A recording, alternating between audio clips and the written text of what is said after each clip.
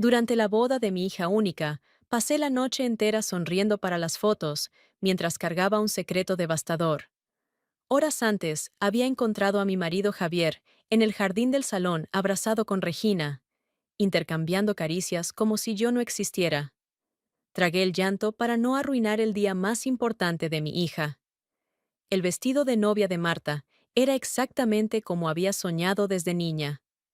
Seda marfil con bordados delicados en el corpiño, cola larga que flotaba detrás de ella como nube, velo de tul sujeto con la peineta de plata que había pertenecido a mi abuela. Estaba de pie frente al espejo del salón nupcial, ayudándola con los últimos ajustes. Mis manos temblaban ligeramente al sujetar el velo, no de nervios sino de emoción pura. Mi niña, mi única hija, casándose con el hombre que amaba.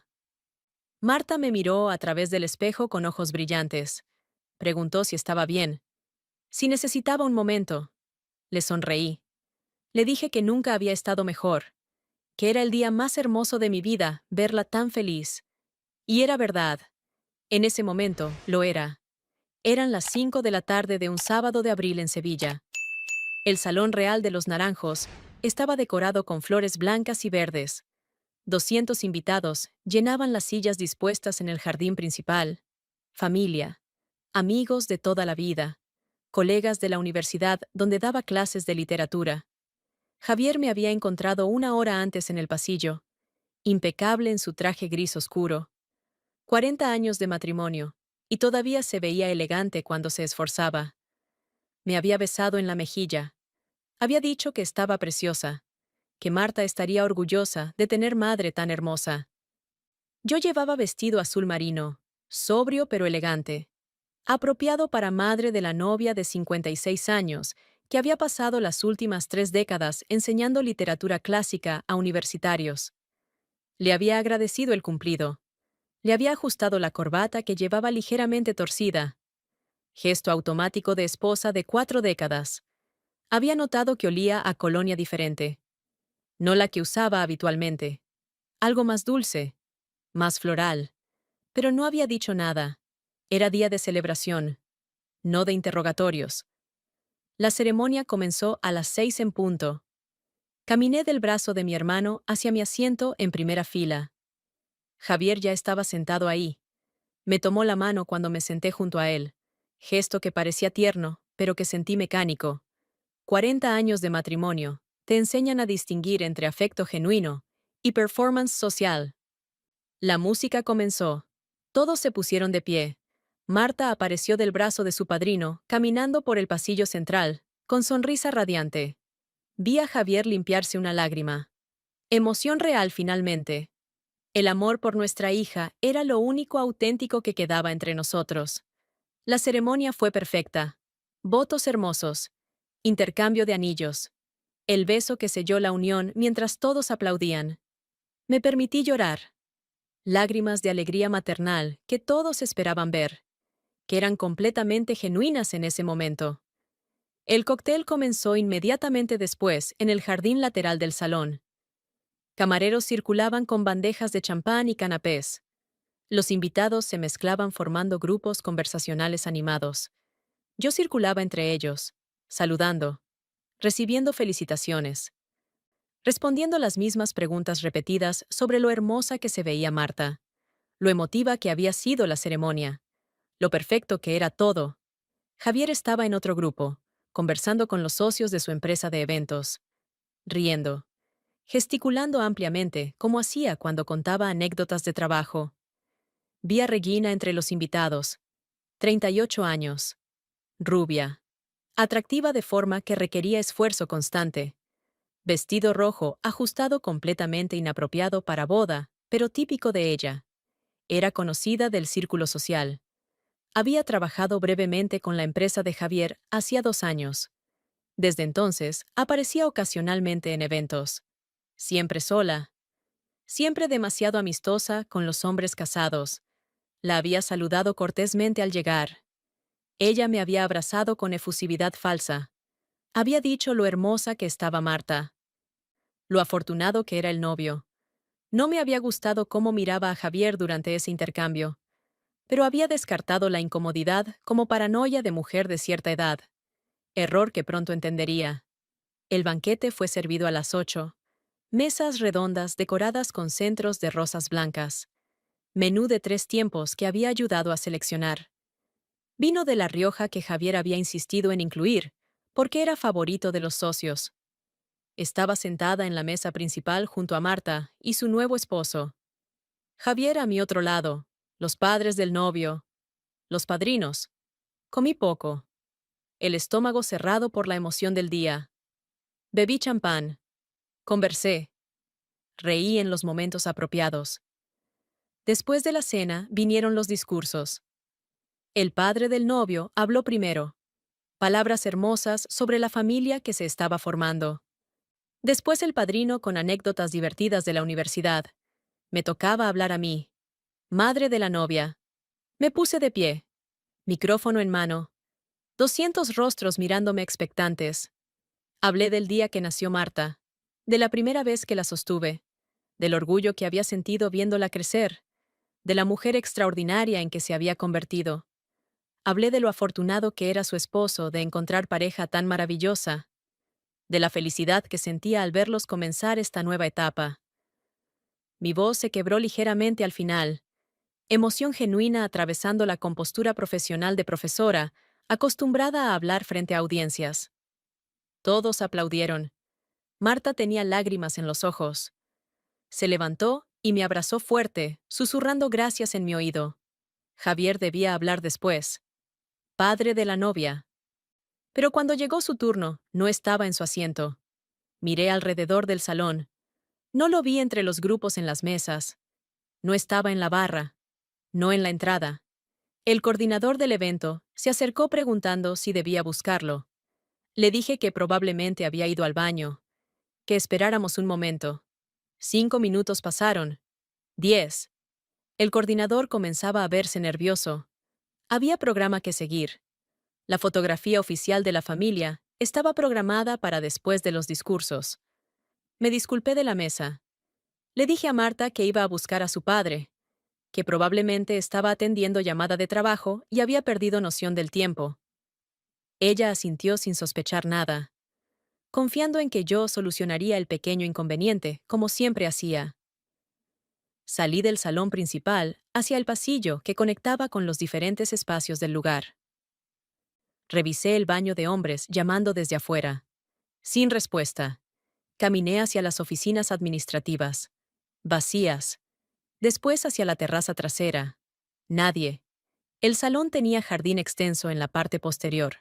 Zona menos iluminada con árboles de naranjo y bancos de piedra. Espacio diseñado para fotos diurnas, pero poco usado durante recepciones nocturnas. Vi luz tenue de farola lejana, filtrándose entre las hojas. Caminé en esa dirección, con tacones sonando suavemente en el pavimento de piedra. Escuché risas. Voz de Javier inconfundible. Después voz femenina, que reconocí inmediatamente. Regina. Me detuve detrás de uno de los naranjos, oculta en la sombra, sintiendo instinto diciéndome que no quería ver lo que estaba a punto de ver, pero incapaz de detenerme. Los vi bajo la farola al otro lado del jardín. Javier con su traje gris. Regina con su vestido rojo completamente fuera de lugar. Él la tenía abrazada por la cintura. Ella tenía las manos en el pecho de él. Rostros demasiado cerca. Hablando en susurros que no alcanzaba a escuchar, pero cuya intimidad era inconfundible. Después Javier le acarició el rostro. Gesto que había sido mío exclusivamente durante 40 años. Que ahora regalaba a mujer 20 años menor que yo, en el jardín del salón, donde se casaba nuestra hija. Regina se rió. Sonido cristalino que flotó en el aire nocturno. Después se puso de puntillas y lo besó. No rápido. No furtivo. Sino largo. Profundo. Como personas que habían hecho esto muchas veces antes. El mundo se detuvo. No podía respirar. No podía mover. No podía procesar lo que mis ojos estaban viendo, pero mi cerebro se negaba a aceptar. 40 años. 40 años de matrimonio. De construir vida juntos. De criar hija. De compartir cama y mesa y sueños. Y él estaba aquí, En la boda de nuestra única hija, besando a otra mujer como si yo no existiera. Sentí náusea subiendo por mi garganta. Dolor físico en el pecho, como si alguien hubiera clavado cuchillo entre mis costillas. Quise gritar. Quise correr hacia ellos. Quise hacer escena. Destruir su pequeño momento robado con furia de 4 décadas traicionadas. Pero entonces pensé en Marta, en mi hija esperando en el salón para la fotografía oficial, en su día perfecto que había planeado durante 2 años, en la felicidad en sus ojos cuando me había abrazado después de mi discurso. No podía hacerle esto. No podía arruinar su boda con el drama de mi matrimonio colapsando. Di media vuelta. Caminé de regreso al salón con pasos mecánicos. Sentía como si estuviera fuera de mi cuerpo, observándome desde arriba, viendo mujer de 56 años, caminando de regreso a fiesta, donde tendría que fingir que su mundo no acababa de desmoronarse. Entré al baño de mujeres. Me encerré en el cubículo del fondo. Dejé que las lágrimas salieran finalmente, silenciosas, sollozos ahogados contra mi mano para que nadie en el pasillo pudiera escuchar. 5 minutos me permití. 5 minutos de dolor puro sin filtros. Después me lavé la cara. Me retoqué el maquillaje. Me miré en el espejo. La misma mujer que había entrado, pero completamente diferente por dentro. Respiré profundo. Cuadré los hombros. Levanté la barbilla. Profesora universitaria, acostumbrada a presentaciones académicas, frente a colegas críticos. Podía hacer esto. Podía fingir normalidad por una noche. Por mi hija. Regresé al salón principal. Javier ya estaba de vuelta en la mesa principal. Rostro tranquilo, sin rastro de culpa, como si acabara de regresar del baño en lugar de jardín oscuro donde había traicionado a su esposa. Me miró cuando me acerqué. Preguntó dónde había estado, que todos estaban esperando para la fotografía. Le sonreí. Le dije que había ido a retocar el maquillaje, que ya estaba lista. Nos reunimos en el área designada para fotos. Toda la familia. Los novios en el centro. Javier y yo a un lado. Los padres del novio al otro. Padrinos, hermanos, abuelos. El fotógrafo nos acomodó. Pidió sonrisas. Dijo que nos veíamos hermosos. Que era familia preciosa. Sonreí. Posé. Permití que Javier pusiera su brazo alrededor de mi cintura. Incliné la cabeza ligeramente hacia él, como había hecho en miles de fotografías durante 4 décadas. Nadie notó nada extraño. Nadie vio más allá de la fachada perfecta de familia feliz, celebrando unión de sus hijos. La fotografía quedó hermosa. La tengo todavía guardada en algún cajón. Documento de la mejor actuación de mi vida. El baile comenzó después de las fotos. Música en vivo. Pista de baile llenándose gradualmente de invitados animados por el champán y la alegría de la celebración. Marta bailó primero con su esposo. Vals tradicional que habían practicado durante semanas. Se veían perfectos juntos, enamorados, llenos de futuro. Después me tocó bailar con ella. Madre e hija. Otra tradición. La sostuve mientras nos movíamos lentamente al ritmo de la música. Ella apoyó la cabeza en mi hombro. Susurró que me amaba, que era la mejor madre del mundo, que esperaba ser mitad de buena madre que yo cuando tuviera sus propios hijos. Casi me quiebro ahí. Casi dejé que las lágrimas volvieran. Pero me mantuve firme. Sonreí. Le dije que ya era increíble y que sus futuros hijos serían afortunados. Javier bailó con Marta después. Padre e hija. Él la hizo girar. La hizo reír. Actuó el papel de padre orgulloso, con perfección practicada. Nadie hubiera adivinado que 30 minutos antes había estado besando a otra mujer en el jardín oscuro. La noche continuó. Baile. Música. Más champán. El pastel fue cortado con ceremonia tradicional. Los brindis siguieron llegando de invitados cada vez más animados. Yo circulaba, conversaba, reía cuando era apropiado, asentía, abrazaba, agradecía cumplidos sobre lo hermosa que era la boda. Todo mientras cargaba secreto que pesaba como piedra en mi pecho. Vi a Regina en algún momento, bailando con uno de los socios de Javier. Rostro inocente. como si no acabara de destrozar matrimonio de 4 décadas en jardín oscuro. No me acerqué. No dije nada. Solo observé, grabando su rostro en mi memoria, guardando cada detalle para después. La fiesta terminó pasada la medianoche. Los novios se despidieron entre lluvia de arroz. Se fueron en coche decorado hacia hotel, donde pasarían la noche antes de volar a Grecia para la luna de miel. Marta me abrazó fuerte antes de irse. Me agradeció por todo. Por la boda perfecta. Por ser madre maravillosa. Por el amor incondicional. Le devolví el abrazo con fuerza que probablemente la sorprendió. Quise decirle tanto. Advertirle. Protegerla del conocimiento de que los matrimonios no siempre duran. Que el amor no siempre es suficiente. Pero solo le dije que la amaba. Que fuera feliz. Que me llamara cuando regresara de la luna de miel. Ella se fue sonriendo, radiante, ajena a que su madre acababa de vivir la peor noche de su vida en el día más feliz de la suya. Los invitados se fueron gradualmente. Despedidas, agradecimientos, promesas de verse pronto. Finalmente solo quedamos Javier y yo, esperando que trajeran el coche.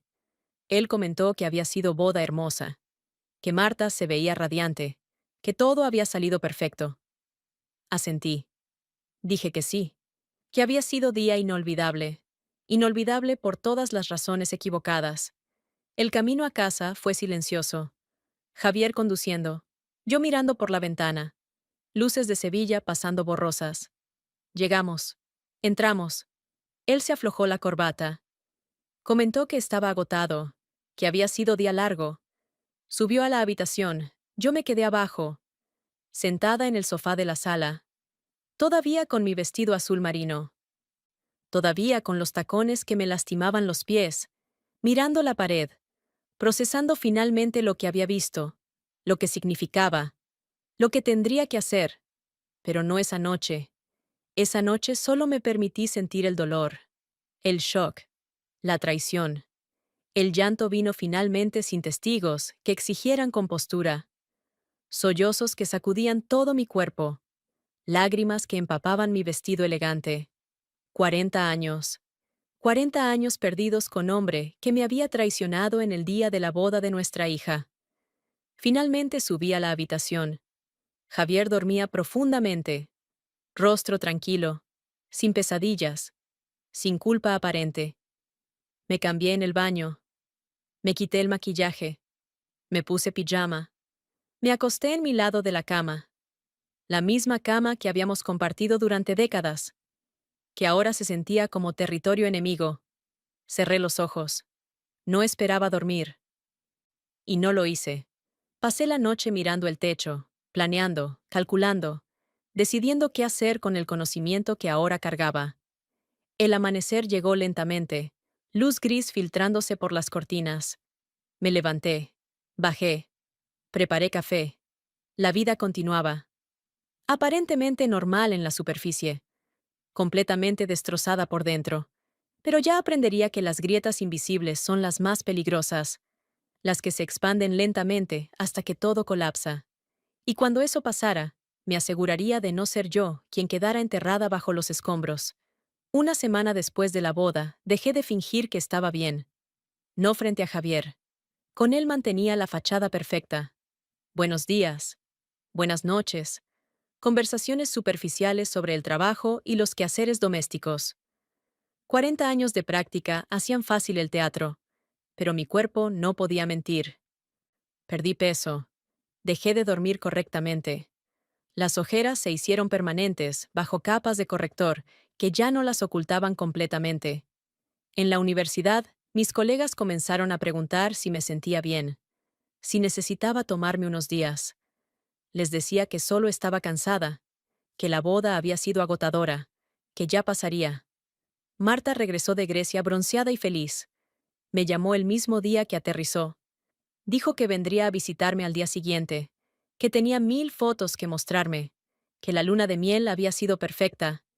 Llegó a media tarde con álbum digital lleno de imágenes. Playas, ruinas antiguas, atardeceres. Ella y su esposo sonriendo en cada una. Nos sentamos en la sala. Preparé té. Ella comenzó a mostrarme las fotos con entusiasmo desbordante de recién casada enamorada. Yo sonreía, asentía, hacía los comentarios apropiados. Pero Marta me conocía demasiado bien. Había crecido leyendo cada matiz en mi rostro. Después de 20 minutos, cerró la tablet. Me miró directamente. Preguntó qué pasaba, qué estaba mal, por qué parecía tan triste. Le dije que nada, que solo estaba cansada. La misma mentira que repetía a todos.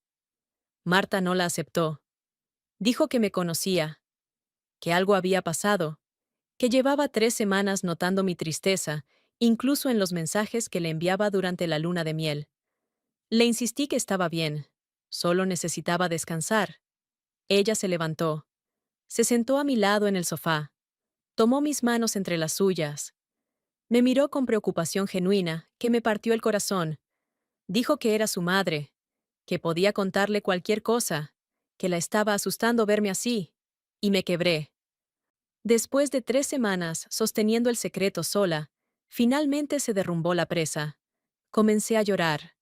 No el llanto controlado de la noche de la boda, sino sollozos profundos que venían desde un lugar oscuro que había estado ignorando. Marta me abrazó sin decir nada, solo sosteniendo mientras todo salía. Cuando finalmente pude hablar le conté. Le dije que había visto a su padre en el jardín durante la boda, que estaba con Regina, que los había visto besándose, acariciándose, como amantes, que había mantenido silencio para no arruinar su día, que había actuado toda la noche, que había cargado ese conocimiento sola durante 3 semanas mientras su padre seguía viviendo como si nada hubiera pasado. Marta se quedó en silencio absoluto, procesando lo que acababa de escuchar. Su rostro pasó de shock a comprensión, a furia pura en cuestión de segundos. Se puso de pie. Comenzó a caminar por la sala. Preguntó si estaba segura. Le dije que sí, que los había visto claramente, que no había duda. Marta soltó palabra fuerte que rara vez usaba. Dijo que no podía creer que su padre hubiera hecho eso. En su boda. El día más importante de su vida. Le dije que tampoco podía creerlo, pero que era verdad. Ella se sentó nuevamente. Respiró profundo. Me miró con determinación, que reconocí como mía propia reflejada en ella. Dijo que no podíamos dejarlo así, que no podía permitir que su padre me tratara de esa forma, que teníamos que hacer algo. Le dije que no sabía qué hacer, que llevaba 3 semanas dándole vueltas, que podía pedir divorcio, pero eso solo sería proceso legal frío, que quería más que eso. Marta pensó durante minuto completo. Después preguntó algo que no había considerado. Preguntó sobre el contrato. El grande. El que Javier llevaba meses negociando para la empresa. Me quedé mirándola sin entender la conexión. Ella explicó. Recordó conversación en cena familiar hace 2 meses. Javier había mencionado que estaba cerrando contrato enorme con cadena hotelera internacional. Inversión millonaria para organizar todos sus eventos corporativos en el sur de España. Que había dicho que sería el contrato más grande de su carrera, que aseguraría el futuro de la empresa. Asentí, recordando vagamente esa conversación. No le había prestado mucha atención en ese momento. Marta continuó. Preguntó si recordaba que parte de la empresa estaba a mi nombre, que cuando Javier la había fundado hace 20 años, habíamos puesto varios activos y derechos bajo mi nombre por razones fiscales. Lo recordaba. Nunca había sido relevante. Javier manejaba todo. Yo solo firmaba papeles cuando me lo pedía. Marta dijo que eso significaba que legalmente yo tenía poder de decisión en movimientos financieros importantes, que contratos de ese tamaño probablemente requerían mi firma. Llamó a su esposo. Él era abogado corporativo. Le explicó la situación en términos generales, sin dar detalles de la traición. Solo preguntó sobre requisitos legales para contratos grandes en empresas con activos divididos entre cónyuges. La respuesta confirmó su teoría. Si los activos estaban a mi nombre, necesitaban mi firma para movimientos financieros significativos. Marta colgó. Me miró con sonrisa que mezclaba tristeza y determinación. Dijo que teníamos apalancamiento, que podíamos usar esto, que podíamos hacer que Javier pagara por lo que había hecho, de forma que realmente le doliera. Le pregunté qué tenía en mente. Ella dijo que necesitábamos más información primero, pruebas concretas de la traición, no solo lo que yo había visto, sino evidencia documentada. Dijo que conocía a alguien que podía ayudar, amiga de la universidad que trabajaba como investigadora privada, discreta, profesional, efectiva. 3 días después, estábamos sentadas en oficina pequeña en centro de Sevilla. Lucía Morales, 40 años. Expresión seria. Profesional que inspiraba confianza inmediata. Le contamos todo. Lo que había visto en la boda. Las sospechas sobre cuánto tiempo llevaba la relación. La necesidad de pruebas sólidas. Lucía tomó notas. Hizo preguntas específicas. Después dijo que podía seguir a Javier durante 2 semanas. Documentar sus movimientos. Conseguir fotografías. Grabaciones si era posible. Sus honorarios eran altos, pero Marta insistió en pagarlos. Dijo que era inversión en justicia para su madre. Las 2 semanas siguientes fueron tortura. Sabiendo que alguien estaba siguiendo a Javier, documentando su traición. Parte de mí no quería que encontrara nada. Quería estar equivocada. Pero Lucía encontró todo. Nos reunimos nuevamente en su oficina. Puso sobre la mesa carpeta gruesa llena de fotografías. Javier y Regina entrando a hotel, saliendo juntos, besándose en el coche, abrazados en restaurante discreto en las afueras de la ciudad. Fechas, horas, lugares, todo documentado meticulosamente. También había conseguido copias de mensajes. Lucía tenía contactos que podían acceder a registros telefónicos. Los mensajes entre Javier y Regina databan de hace 8 meses, mucho antes de la boda. Conversaciones explícitas, planes de encuentros, declaraciones de amor que me hicieron sentir física náusea leyéndolas. Marta apretaba mi mano mientras revisábamos el material, su rostro endurecido en furia contenida. Lucía preguntó qué planeábamos hacer con la información. Marta dijo que todavía estábamos decidiendo. Lucía asintió. Dijo que guardara todo en lugar seguro, que podía ser útil legalmente.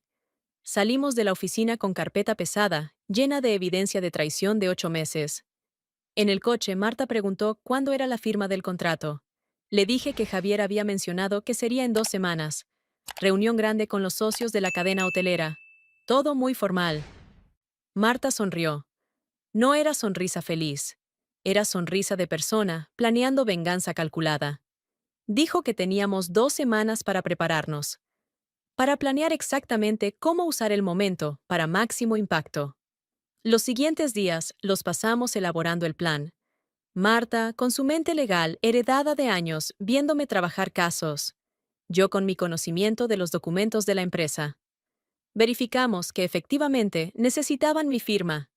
Llamé al contador de la empresa haciéndome la desinformada. Confirmó que sin mi autorización, en ciertos documentos, el contrato no podía cerrarse. Perfecto.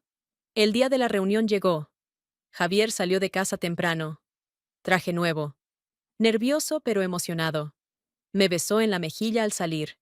Dijo que esta noche celebraríamos, que sería día histórico para la empresa. Le sonreí. Le deseé suerte. Cerré la puerta después de que se fuera. Después me vestí. Traje sastre gris. Profesional. Serio. El mismo que usaba para conferencias académicas importantes. Marta llegó a recogerme. Ella también vestida formalmente. Llevaba la carpeta con toda la evidencia. Yo llevaba los documentos legales de la empresa. Manejamos hacia el hotel, donde se realizaría la reunión. Llegamos 15 minutos antes de la hora programada. La reunión era en salón privado del hotel. Entramos con confianza, que solo da saber que tienes todas las cartas ganadoras en la mano. Javier estaba sentado en cabecera de mesa larga. Los socios de su empresa a un lado. Los representantes de la cadena hotelera al otro. 3 abogados. El contador. Todos se giraron cuando entramos. Javier se puso de pie con expresión de confusión absoluta. Preguntó qué hacíamos ahí. Que esta era reunión de negocios. Le dije con voz tranquila que lo sabía, que estaba ahí porque aparentemente necesitaban mi firma para cerrar el contrato. Los abogados intercambiaron miradas. Uno confirmó que sí, que varios documentos requerían firma de ambos titulares. Me senté en silla vacía. Marta se sentó a mi lado. Pusimos nuestras carpetas sobre la mesa. Javier intentó recuperar control. Dijo que podíamos firmar los documentos rápidamente, que después podía explicarme todo con calma. Le dije que no tenía prisa, que antes de firmar nada quería aclarar algunos puntos. Abrí mi carpeta. Saqué las fotografías. Las puse sobre la mesa una por una, donde todos pudieran verlas. Javier y Regina en hotel, besándose, abrazados, entrando y saliendo juntos. El silencio en la sala se volvió absoluto. Todos miraban las fotografías. Después a Javier, después a mí.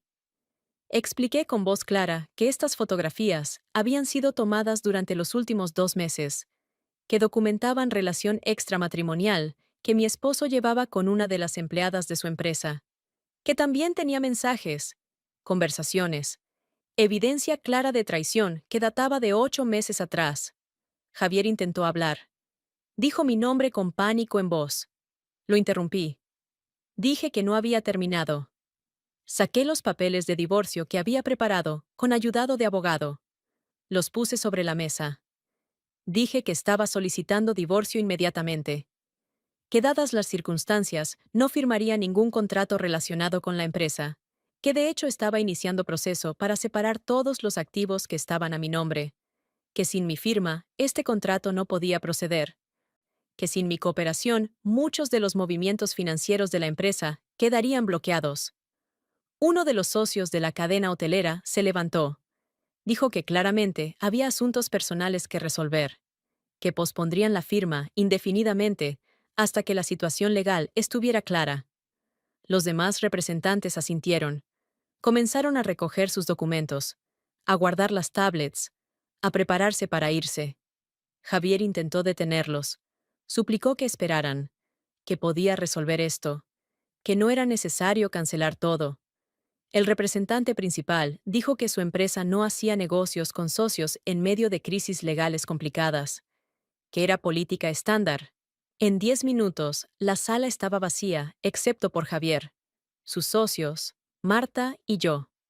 Los socios miraban a Javier con expresión entre furia y decepción. Uno preguntó si esto era verdad, si había arriesgado el contrato más grande de la empresa por aventura extramatrimonial. Javier no respondió. Solo miraba las fotografías esparcidas sobre la mesa, evidencia innegable de su traición expuesta frente a todos. Me levanté. Marta recogió nuestras carpetas. Caminamos hacia la puerta con dignidad que había practicado durante 3 semanas desde la boda. Antes de salir me giré. Le dije a Javier que mis abogados se contactarían con los suyos, que esperaba proceso de divorcio rápido y limpio, que no había nada que negociar. Salimos dejándolo sentado en sala vacía, rodeado de socios furiosos y contrato destruido. En el coche Marta me abrazó. Preguntó cómo me sentía. Le dije la verdad. Me sentía devastada, destruida, traicionada, pero también libre. Por primera vez en 3 semanas sentía que había recuperado algo de control, que había elegido no ser víctima silenciosa. Marta dijo que estaba orgullosa de mí, que había sido increíblemente valiente. Le dije que solo había hecho lo que tenía que hacer, que no podía seguir fingiendo que estaba bien, mientras él seguía con su vida como si nada. Manejamos a mi casa que pronto sería solo mía, sin Javier, sin mentiras. El camino hacia adelante sería difícil. 40 años no se borraban fácilmente, pero al menos ahora el camino estaba claro, y lo caminaría con dignidad, con la cabeza en alto, con mi hija a mi lado, porque eso era lo que me quedaba. Amor real, no falso, no actuado.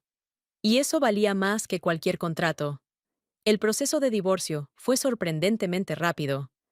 Con las pruebas que Lucía había reunido y la traición expuesta públicamente, Javier no tenía defensa. Sus abogados recomendaron aceptar términos favorables para mí en lugar de pelear batalla perdida. En 4 meses, el matrimonio de 40 años fue legalmente disuelto. La casa quedó a mi nombre.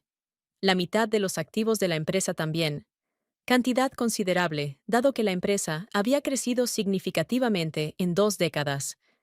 Javier intentó contactarme varias veces durante ese periodo. Llamadas que no respondí. Mensajes que borré sin leer. No había nada que quisiera escuchar. Los rumores en Sevilla corrieron como siempre corren en ciudades donde todos se conocen. La profesora universitaria que había destruido el contrato millonario de su marido, después de descubrir traición en la boda de su hija. Algunos me veían como heroína, otros como mujer vengativa. No me importaba ninguna de las dos versiones. Solo me importaba seguir adelante. Regina desapareció completamente del panorama. Aparentemente, la exposición pública había sido demasiado. Había renunciado a la empresa de Javier días después de la reunión fallida.